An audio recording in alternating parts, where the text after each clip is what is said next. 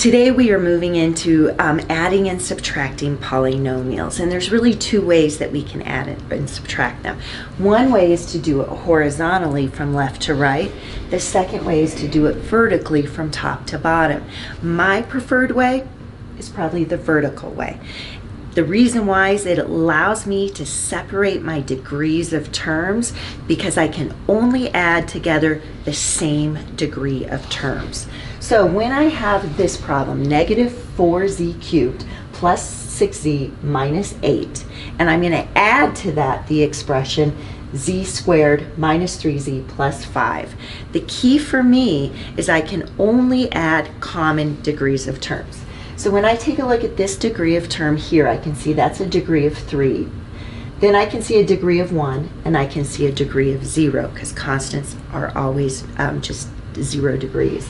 Now, when I go to add in the second layer of this expression, well, z squared has a degree of 2. It can only be added together with other degrees of 2. So I can't line it up under the degree of 3. They're not the same degree, even though they use the same variable. So I put that z squared in that open space so that I don't get it confused and add it with a degree that's not the same.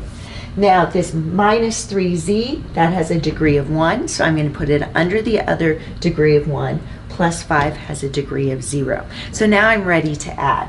Well, this negative 4z cubed has nothing to be added underneath it. So I just bring it straight down because that has a degree of 3. And this z squared has nothing to add it to, so I just bring it down because that has a degree of 2. So I start off with negative 4z cubed plus z squared. They don't go together even though they have the same variable because their degree of term is different. Now I finally get to 2 degrees of 1 that I need to add together, and we do it just the way we've always done it before. So I know I have 6 positive z's, and I'm going to add 3 negative z's, so we can see the canceling out. So when I add that together, I'm left with 3 positives, so I write plus 3z. And remember, that's a degree of 1, so I just leave it by itself. And then I have negative 8, so those are 8 reds, plus a positive 5, those are 5 blacks. So I know that the blacks and reds are canceling each other out, so I'm left with negative 3.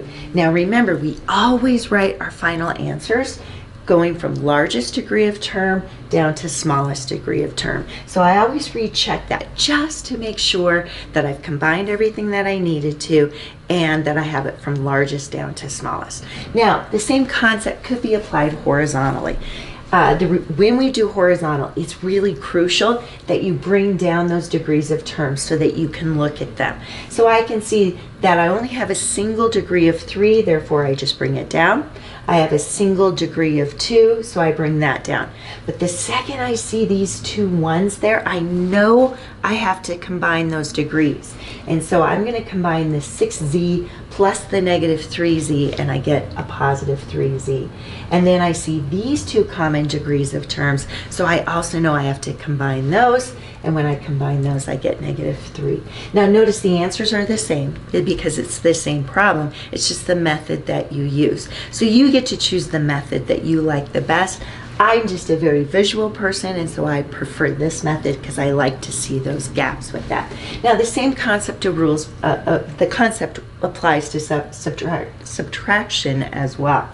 And so if we have this subtraction problem, again, whenever we deal with subtraction, it's probably easiest to change subtraction to plus the opposite. And we've done that from the very start just so that we can see what's going on with it.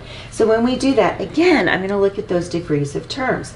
So I see a degree of 2, a degree of 1, a degree of 0, and I see a degree of 2, a degree of 1, and a degree of 0. So it's a perfect fit. And what I do if I were doing it horizontally is I would attach with little arrows which degrees would be going together.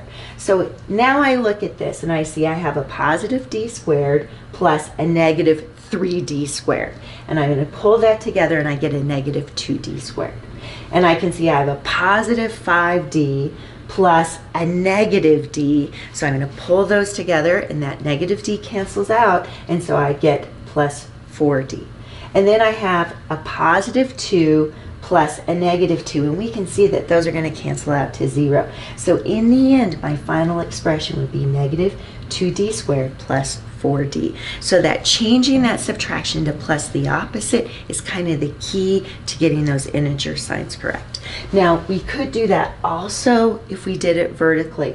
Again, I would have changed that to plus the opposite. So notice, you can see that I rewrote the problem as an addition problem, and you can see I wrote in red those negative numbers so I can see them canceling out.